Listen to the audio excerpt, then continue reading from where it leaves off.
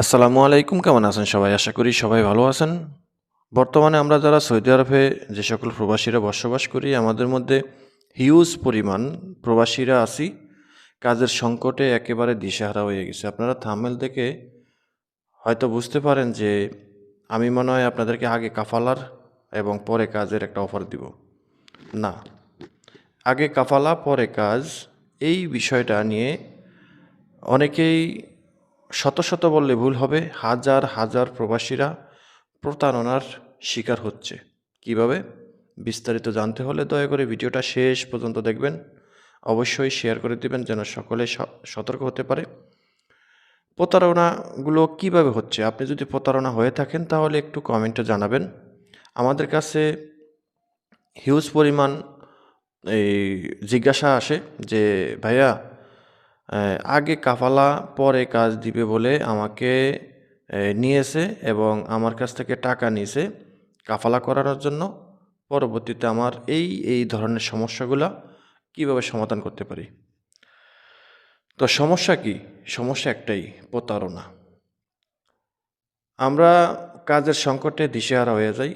তখন দেখা গেছে বিভিন্ন সময় বিভিন্ন প্ল্যাটফর্মে ফেসবুক, ইউটিউব, টিকটক, বিভিন্ন জায়গায় ইমোতে বিভিন্ন সময় প্রতারণার একটা ফাঁদ পাতে। অর্থাৎ অনেক প্রতারক আছে। আমরা বাংলাদেশিরাই প্রতারণা করে একটা শান্তি পাই সম্ভবত। আবার অনেকে প্রতারণার ফাঁদে পড়েও শান্তি পাই। তবে কেন প্রতারণার ফাঁদে পড়তে হবে? ওই যে কাজের অভাবে, কাজের সংকটে আমরা দিশেহারা, ভালো-মন্দ বুঝে ওঠার কোনো সময় দেই না বা নেওয়ার আ মানে নেওয়ার মতো চিন্তাভাবনাও আমাদের নাই।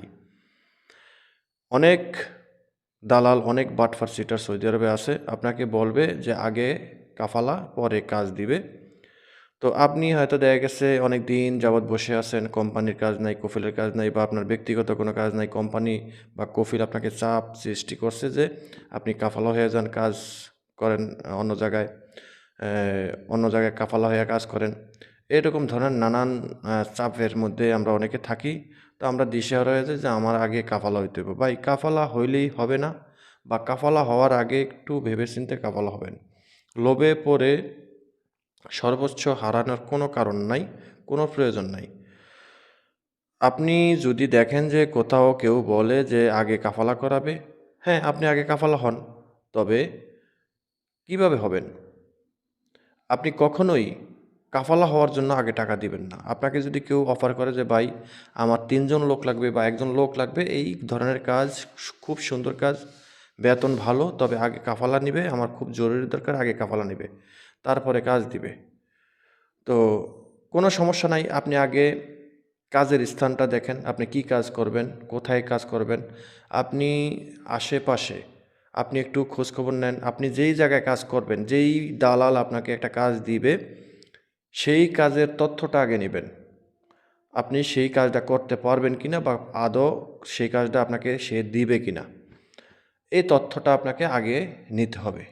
এটা হলো ফার্স্ট অফ অল। দ্বিতীয়ত হলো, আপনাকে যে কাজটা করতে হবে, যদি মনে করেন যে আপনি এখানে কাজ করতে পারবেন বা এই কাজটা আপনার পক্ষে করা সম্ভব বা আপনি পাওয়ার সম্ভব, তখন আপনি আগে কাফালা হওয়ার চিন্তাভাবনা করতে পারেন। তবে কাফালা হতে গেলে অবশ্যই টাকা লাগবে। হতে পারে আপনার ইকামা এক্সপায়ার, বা আপনার কাফালা ১টা কিংবা ২টা কিংবা ৩টা। ১টা হলে ২,০০০, ২টা হলে ৪,০০০, ৩টা হলে ৬,০০০। তো এখন কাফালা হতে গেলে তো টাকার দরকার। তো ওই দালাল আপনাকে বলবে যে, "ভাই, টাকা দেন, আপনারে আমি কাফালা করাইতেছি।" তো আপনি কাফালা হবেন আদৌ কোথায়? কোন কোম্পানিতে কাফালা হবেন ভাই? তো আপনি তো ফার্স্ট অফ অল আপনি কাজের তথ্যটা নিলেন, কোথায় কাজ করবেন। এখন তথ্যটা নিবেন আপনি কার কাছে কাফালা হবেন।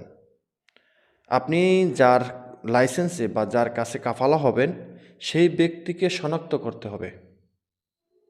আপনি যদি বিপদের থেকে বাঁচতে চান, আপনি যদি প্রতারণা থেকে বাঁচতে চান, তাহলে আপনাকে কি করতে হবে? দ্বিতীয়ত, আপনি ১ম এ কাজের লোকেশন বা কাজের অবস্থান খুঁজে বের করবেন। দ্বিতীয় নাম্বারে আপনি কার কাছে কাফালা হবেন, কোন কোম্পানিতে কাফালা হবেন, সেই কোম্পানি বা কফিলকে আপনি শনাক্ত করার চেষ্টা করতে হবে, একেবারে 100% শিওর হতে হবে যে আপনি এই কোম্পানিতে কাফালা হবেন বা এই কফিলের কাছে কাফালা হবেন। আপনাকে দালাল বলবে যে ভাই আমি আপনারা কাফালা করামু, যে এখানে কাফালা করামু, কোম্পানি বা কফিল এখানে থাকে না, কফিলের সাথে আমি কথা বলবো, আমি বুঝবো, আপনি আমার উপরে ছেড়ে দেন, আপনার দায়িত্ব আমার, আপনার সব কিছু আমার, এবং ইভেন আপনাকে বলবে যে আপনার পরিবারের দায়িত্বও আমার, আপনি আমার ভাই, আপনি আমার বাপ, আপনি আমার খালু, বহুত কিছু বলবে আপনার কাছ থেকে টাকা নেওয়ার জন্য। আপনার কাছ থেকে টাকা কি 1 রিয়াল 2 রিয়াল নিবে? না ভাই, আপনার কাছ থেকে টাকা নিবে হাজার হাজার রিয়াল। আপনি কাফালা হওয়ার জন্য টাকা লাগবে, সেখানে যদি প্রথম কাফালা হয় তাহলে সর্বনিম্ন 2000 রিয়াল লাগবে।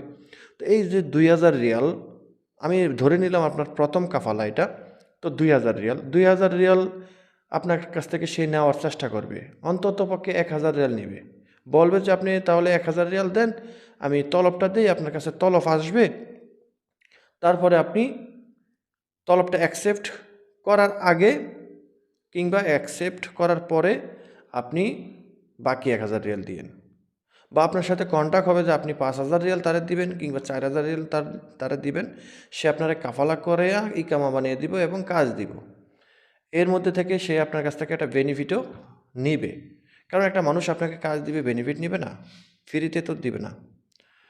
তো আপনি যেখানে কাফালা হবেন আগে আপনি সেই লোকেশনটা শনাক্ত করবেন, সেই ব্যক্তিকে যার কাছে আপনি কাফালা হবেন, সেই নতুন কফিল, নতুন মালিককে আপনি শনাক্ত করবেন যে ভাই আমি যে কাফালা হব, আপনি আমারে কাফালা করবেন, কোথায় করবেন কাফালা, কোন কোম্পানিতে কাফালা করবেন, কোন মালিকের কাছে কাফালা করবেন, সেই কোম্পানির সাথে আমাকে পরিচয় করিয়ে দেন, আমি কোম্পানিতে যাই, মালিকের সাথে কথা বলি, আমি আপনার বেনিফিট দেবো, কোনো সমস্যা নাই, আমি কাজ পাইলে, কাফালা হতে পারলে আমি আপনার বেনিফিট দেবো, কোনো অসুবিধা নাই, ইসলামে দেবো, ইসলামে টাকা দেবো, কোনো অসুবিধা নাই, আপনি কিভাবে নিতে চান সেভাবেই দেবো, তবে আমার শিওর হতে হবে, আমাকে কনফার্ম হতে হবে যে আমি কার কাছে কাফালা হতেছি। তো এই শনাক্তটা আপনি যদি করতে পারেন তাহলে গেল 2টা সেক্টর। 3 নাম্বার আপনি কি করবেন, আপনাকে দেখা গেছে সে একটা কোম্পানির সাথে আপনাকে বোঝানোর স্বার্থে বা বোঝানোর খাতে, কিংবা আপনাকে সে তার আয়ত্তে নেওয়ার খাতিরে আপনাকে যে কোনো একজন কফিলের সাথে কথা বলিয়ে দিবে, বলবে হ্যাঁ এই কোম্পানিতে, কিংবা আপনার একটা মার্কেটে নিয়ে যাবে যে এই মার্কেটে আপনারা কাজ দিব, এই কোম্পানিতে কাজ দিব, ঠিক আছে। ফোনে আপনার সাথে কোনো একজন সৌদির সাথে কথা বলিয়ে দিবে বা কোনো একজন কোম্পানির একটা মুদিরের সাথে কথা বলিয়ে দিবে। এমনও হতে পারে যে যার সাথে কথা বলিয়ে দিবে সেও জানে না যে আপনাকে তার কাছে কাফালা করাবে কি না।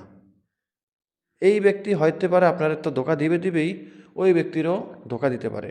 ওই ব্যক্তিরা ধোকা দিবে কীভাবে? তা পরবর্তীতে আপনারা একটা এই মানে ধরা খাওয়াই দিয়া ওয়ারে বলবো যে না এই লোক দিয়ে হবে না, আমি তোর অন্য লোক দেবো, ঠিক আছে।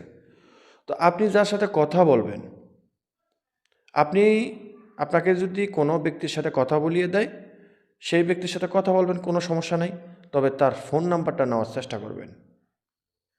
ফোন নাম্বারটা নিয়ে আপনি আলাদাভাবে পরবর্তীতে তার সাথে যোগাযোগ করার চেষ্টা করবেন যে আমি তোর কাছে কাফালা হইতে চাই, তুই অমুকেরে বলছস যে লোক লাগবে, এখন তুই কি আমার কাফালা নিবি, তাহলে আমি আসি, ঠিক আছে, আমি সেই দালালের নিয়ে আসি বা আমি একা আসি, যেটাই করেন তার সাথে সমঝোতার মাধ্যমে কথা বলবেন, এই কাজটা করবেন। পরবর্তীতে আপনি কি করবেন, 4 নম্বরে, যদি এই কাজটা না করতে পারেন, আপনি যদি মনে করেন তাকে একটু বিশ্বাস করার মতো কাজ করছে আপনার সাথে, আপনি একটু বিশ্বাস করছেন, তারপর আপনি কি করবেন, আপনি কাফালা হন, কাফালার জন্য আপনি আগে তলব নেন, তবে 1 টাকাও দিবেন না, 1 রিয়াল, 1 রিয়াল আপনি তাকে দিবেন না, আপনি তাকে বড় জোর 5 রিয়াল খরচ করে একটা স্যান্ডউইচ, একটা চা খাওয়াইতে পারেন, ঠিক আছে। এর বেশি আপনি তার পিছনে খরচ করার কোনো কারণ নাই, কারণ সে আদৌ আপনাকে কাফালা করাইতে পারে নাই, কাফালা করায় নাই, করাতে পারবে কি পারবে না সেটারও কোনো গ্যারান্টি নাই। তো আপনি কি করবেন, 4 নম্বরে আপনি আগে যে কোম্পানিতে কাফালা হবেন সেই কোম্পানির কাছ থেকে আপনি তলব নেবেন। সেই কোম্পানির কাছ থেকে তলব নেওয়ার পর আপনার যদি ইকামা ভ্যালিড না থাকে এবং ওয়ার্ক পারমিট ভ্যালিড না থাকে, তাহলে সেই তলবটা আপনার মোবাইলে আসবে এবং সেটা আপনি ওকে করে দিবেন। ওকে করে দিলে আপনার কাফালা সম্পূর্ণ হয়ে যাবে। আর যদি আপনার ইকামা ভ্যালিড থাকে, ওয়ার্ক পারমিট ভ্যালিড থাকে, সেক্ষেত্রে আপনার পুরাতন কফিলের কাছে তলব যাবে। সেই কফিল আপনার তলবটাকে ওকে করতে হবে বা অ্যাকসেপ্ট করতে হবে, কিংবা অ্যাপ্রুভাল দিতে হবে। তো আপনি অ্যাকসেপ্ট করলেন, আপনার কফিল, পুরাতন কফিলে সেটা অ্যাকসেপ্ট করবে। করার পর মোটামুটি আপনার কাফালার অর্ধেক কাজ সম্পূর্ণ হলো। এরপর আপনি তাকে কাফালার টাকাটা দেন। তবে কাফালার টাকাটা আপনি দিবেন যে, আপনার যদি ইকামা এক্সপায়ার হয়ে থাকে, সেই ইকামা রিনিউ করার জন্য আপনার সাথে যে কন্ট্রাক্ট হয়, সেই কন্ট্রাক্ট অনুযায়ী সে যদি আপনার কথাটা রাখে। যেমন আপনার সাথে কথা হবে যে ইকামা এক্সপায়ার হয়ে গেছে, সেখানে জরিমানা এসেছে 500 রিয়াল, সে 500 রিয়াল আপনাকে দিতে হবে, বাকি ইকামা খরচ তারা দিবে। কিংবা ইকামার পুরা খরচটাই আপনি দিবেন। তো আপনি যে ইকামার পুরা খরচটা দিবেন, তাহলে সেখানে কোনো সমস্যা নাই, ইকামার টাকা আপনিই ডালবেন। বক্তব্য আমেলের টাকা, ইকামা রিনিউ করার টাকা, সেটা আপনি আপনার অ্যাকাউন্ট থেকে ডালবেন, বা আপনার পরিচিত কারো অ্যাকাউন্ট থেকে আপনি পেমেন্ট করবেন, যেন পরবর্তীতে এই টাকাটা যেন আপনি রিফান্ড করতে পারেন, ফেরত নিতে পারেন। টাকা হাতছাড়া করবেন না, দয়া করে টাকা দালালের হাতে দিবেন না। সেটা কাফালা হওয়ার টাকা হোক কিংবা ইকামা বানানোর টাকা হোক। দালাল আপনাকে যতই বলুক যে ভাই আপনি টাকা দেন, আমি আপনার ইকামা বানিয়ে দেবো, আপনি বলবেন যে ভাই আপনি আমার অ্যাকাউন্ট নাম্বার দেন, মক্তব আমেলের পেমেন্ট নাম্বার দেন, আমি টাকা ডাইলে দিই, আমি 5 মিনিটের ভিতরে টাকা ঢাইলে দিই। যদি আপনি পারেন টাকা পেমেন্ট করতে, আপনি করে দেবেন। না হয় আপনি একটা এই বন্ধুবান্ধব বা একটা এই পরিচিত লোকের সাহায্য নেবেন, তাদের অ্যাকাউন্ট থেকে টাকাটা ঢালবেন। অথবা আপনি একটা মক্তব খেদামাতে যাবেন, আপনার পরিচিত একটা মক্তব খেদামাতে যাবেন, তাকে বলবেন যে এই পেমেন্ট নাম্বারে এই টাকাটা পেমেন্ট করে দেয়, এবং ইকামা বানানোর জন্য জাওয়াজাতের 650 রিয়াল পেমেন্ট করতে হবে। সেই টাকাটা আপনার ইকামাতে ঢালার জন্য বলবেন ওই মুক্তবালারে, মুক্তব খেদামাতে গিয়ে। তবে মুক্তব খেদামাতে গিয়ে ঢাললে আপনার অনেকটা উপকার হবে। অনেকটা উপকার হবে কি, আপনার ইকামাটা যদি ভবিষ্যতে না বানায়, আপনি মুক্তবের লোকেরে বলে রাখবেন যে আমার ইকামা যদি না বানায়, আমি পরবর্তীতে যেন টাকাটা রিফান্ড করতে পারি, তুই সেইভাবে টাকাটা রিফান্ড কর, তুই তোর অ্যাকাউন্ট থেকে, তোর নিজস্ব অ্যাকাউন্ট থেকে টাকাটা রিফান্ড কর, ঠিক আছে? আমি যেন তোর এই ইকামাটা না বানানোর জন্য আমি তোর কাছে আসলে টাকাটা রিফান্ড করতে পারি। আপনি মক্তবে গিয়ে আপনার নাম ঠিকানাটা লিখে রাখবেন, ইকামা নাম্বার লিখে রাখবেন, এবং সে ওই মক্তব খেদামতের লোক কোন অ্যাকাউন্ট থেকে, তার নিজস্ব কোন অ্যাকাউন্ট থেকে টাকাটা পেমেন্ট করছে, সেটাও আপনি উল্লেখ করে রাখবেন, যেন আপনি পরবর্তীতে ওই মক্তবে গিয়ে ইকামা যদি আপনার কফিল কাফালা হওয়ার পর যদি ইকামা না বানায়, এখন আপনি অন্য জায়গায় আবার চলে যাবেন, এই কোম্পানিতে আর থাকবেন না, এই কোম্পানি আপনার ইকামা দিচ্ছে না বা কাজ দিচ্ছে না, এখন আপনি ধরা খেয়ে গেছেন, কাফালা হয়েও ধরা খেয়ে গেছেন, তো আপনি অন্য কোম্পানিতে চলে যাবেন আবার। তো সেখানে যেতে হলে আপনার ইকামা টাকাটা যদি আপনি ফেরত আনেন, যদিও আপনার ইকামা টাকাটা ফেরত আনা লাগবে না, আপনি যেখানেই কাফাল হন এই টাকাটা দিয়া কাফাল হইতে পারবেন, এই ইকামা বানাইতে পারবেন। তবে মুক্তবা আমেলের টাকাটা পরিশোধ করলে সেটা কিন্তু আর ফেরত আসবে না, আপনি এই কোম্পানিতেই বাধা পড়ে দেবেন। তো যাই হোক, মুক্তবা আমেলের টাকা পেমেন্ট করলে কিন্তু আপনার ইকামা বানানোটা একটা 1-2 ব্যাপার, অল্প টাকার ব্যাপার। তো এই কাজগুলো আপনাকে করতে হবে। এক কথায় আপনি কোনোভাবে টাকা হাতছাড়া করবেন না। আমি আবার সংক্ষেপে বলি, কাফালা আগে, কাজ পরে। কাফালা হতে হলে আপনাকে শনাক্ত করতে হবে আপনি কোথায় কাজ করবেন, কি কাজ করবেন, সেই কাজের স্থান, লোকেশন আপনি শনাক্ত করবেন। দ্বিতীয়ত হলো আপনি কার কাছে কাফালা হবেন, কোন কোম্পানিতে কাফালা হবেন, সেই কোম্পানিকে আপনি চিনবেন, জানবেন, সেখানে যাবেন, তার সাথে পরিচিত হবেন। 2 নাম্বার। 3 নাম্বারে হলো যে আপনি কাফালা হওয়ার জন্য টাকা আগে দিবেন না। আপনার কাছে আগে তলব আনবেন, তলব ওকে করবেন, তারপরে আপনি টাকা দিবেন। আপনার কাফালা যখন আসবে, তলবটা আপনি ওকে করবেন, এবং আপনার কফিলেরে বলবেন ওকে করার জন্য, তারপরে আপনি টাকা দিবেন। মনে রাখবেন, আপনার কফিলে ওকে করার পরে টাকা দিবেন। কারণ বাই দ্য ওয়ে আপনি ওকে করলেন, আপনি টাকাও দিয়ে দিলেন, আপনি ওকে কইরা সাথে সাথে টাকা দিয়ে দিলেন, কিন্তু এখন আপনার কফিল মন ঘুরিয়ে ফেলেছে যে আপনাকে কাফালা দিবে না, সে ক্যান্সেল করে দিয়েছে। তাহলে কি হবে? আপনি দালালের যে টাকা দিয়েছেন সেই টাকাও মাইর দিব, আপনি কাফাল হইতে পারবেন না। তখন কিন্তু দালালের দোষ থাকবে না, দোষটা হবে আপনার কফিলের, ভুলটা হবে আপনার। তো কফিল অ্যাকসেপ্ট করার পর আপনি কাফালার টাকা দিবেন। এর আগে বলবেন যে ভাই আপনি তলব দেন, আপনি টাকা ঢুকান, আমি আপনার টাকা দেবো, কথা দিলাম। আপনি কিভাবে বিশ্বাস করবেন, আমি সেই বিশ্বাসের পত্র দিব, ঠিক আছে?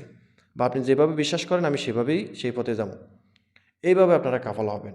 ভাই সৌদি আরবে হাজার হাজার প্রবাসীরা এইভাবে প্রতারণা হচ্ছে, আগে কাফালা পরে টাকা।